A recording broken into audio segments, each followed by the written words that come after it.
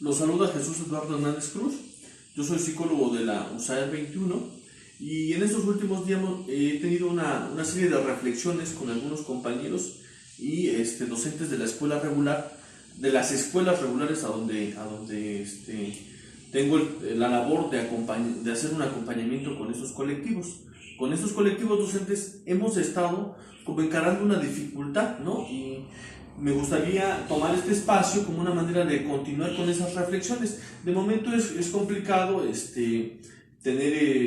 reflexionar en estos espacios virtuales, justamente porque ya tenemos un propósito y demás, y tenemos que ir persiguiendo alguna tarea en específico. Pero me quedo con estas ideas que vamos como elaborando entre algunos compañeros y su servidor. Y bueno, esta es una propuesta que traemos, que nosotros, o que denomino apuntes escolares, y es pensar una problemática que está sucediendo en las escuelas, ¿no? Sobre todo en las escuelas en las que estoy yo interviniendo, ¿no? Entonces, encontramos que hay un proceso educativo, ¿no?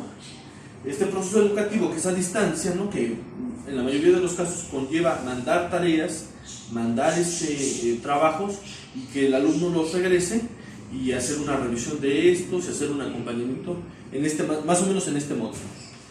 Y entonces aparecen las evidencias, y aparecen las evidencias académicas, los trabajos realizados, la labor con la tarea asignada, pero también empiezan a surgir, a emerger algunas evidencias que no tienen que ver con lo académico directamente y que no están vinculadas con lo curricular. Una de ellas, sobre todo, tiene que ver con la administración del hogar: barrer, trapear, hacer las cosas cotidianas. Incluso hacer algunas labores fuera del hogar, como trabajar. Algunos chicos están viviendo esto, pues, ¿no?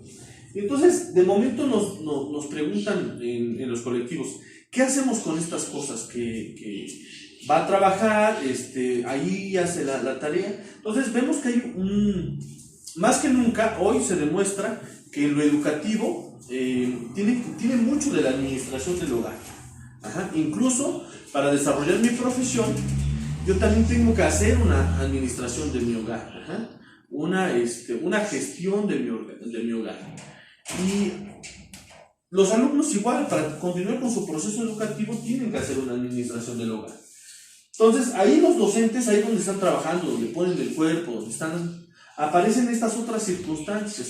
Alumnos que en secundaria no tienen lectura, que no tienen escritura, y que tienen como muchas dificultades para conectarse. Chavitos con trastorno del espectro autista o enfrentando el trastorno del espectro autista, y una diversidad de múltiples casos. Entonces, tratamos nosotros de construir algo. Y para eso traemos a la filosofía como una herramienta para pensar nuestro acto educativo.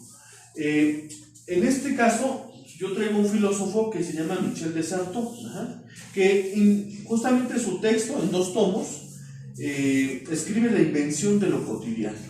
Entonces, lo cotidiano es ya pues una invención desde el título, pues, ¿no? No es algo que nos atropella, sino más bien que construimos. Y en este texto pone un énfasis en un concepto que parece ser como primordial: el hombre sin atributos. Casi toda la filosofía está puesta en un sujeto de atributos. Es decir, para Kant era el sujeto de la ética, de lo moral. Para Sócrates, el sujeto del pensamiento, de la verdad. Para Nietzsche era el superhombre. Es decir, el hombre que se aleja de lo cotidiano, que se aleja de lo obvio y que puede ver un poco más. Casi toda la filosofía occidental está metida en esa tradición. Michel de Certeau nos hace una invitación a regresar, que el hombre sin atributos, el hombre de a pie, el hombre que saca la basura, que hace sus cosas cotidianas, piense filosóficamente, actúe filosóficamente. Y en eso pone acentos en algunas cosas que ahorita vamos a plantear.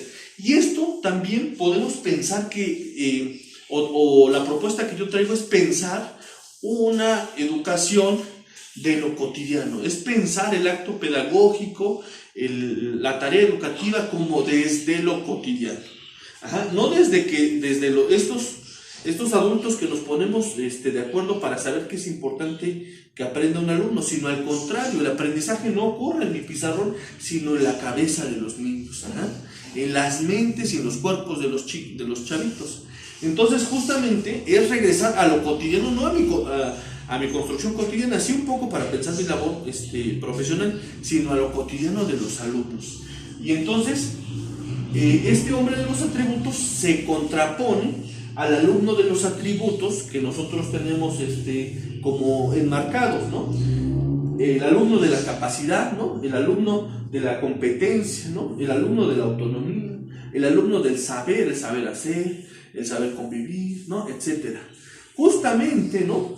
Este hombre sin atributos nos hace pensar en que no es que contrarie a esto directamente, sino que nos permite como involucrarnos en el hacer, en las artes del hacer, para lograr estas cosas que tenemos puestas, que logrará el chico como cuestión evolutiva, y no es así.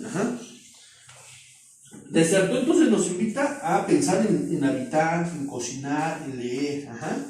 Pero, ¿qué cosas? Por ejemplo, en el habitar, en la casa, en la arquitectura.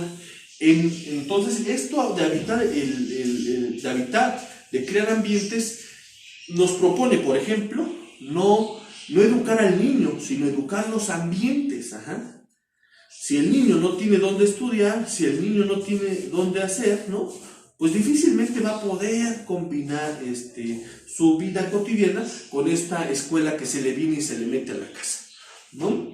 Entonces, tiene que ver con una disposición y una construcción de arquitectura, pero no de las grandes arquitecturas, o sí también, pero de las arquitecturas simples del escritorio, de la silla, de esas cosas cotidianas que habitamos. Pero también nos habla de cocinar, que está involucrado con cuidar al otro, ¿no? Con la ética de la carnalidad. Es decir, nos hemos encontrado casos con chavitos que la mamá está enferma, los hermanos salen a trabajar, se queda en casa y tiene que comer a veces muy tarde, el chico, ¿no? 6, 7 de la noche puede comer el chico, ¿no? Entonces, cocinar también como una cosa que tiene que ver con este hombre sin atributos, pero que a su vez tiene que ver con respetar que estamos hechos de carne y que tenemos necesidades humanas, y atender eso también es un acto educativo, al menos desde nuestra perspectiva. Y leer, ¿para qué leer?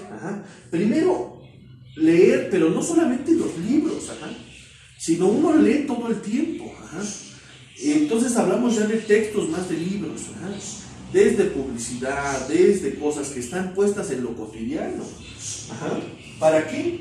Para crear memoria, para crear una extensión de la personalidad, etcétera, ¿no? Pero también otras cosas que se involucran con la cultura oral, que es directamente la música, ¿no? Y entonces está esta idea instituida, ¿no? De yo envío la tarea, el alumno me la regresa y yo se la califico, ¿no? Justamente, pensando en Desartó, es tratar de revertir eso, ¿no? Es decir, que el lugar del aprendizaje es el lugar de lo cotidiano del chico, ¿no?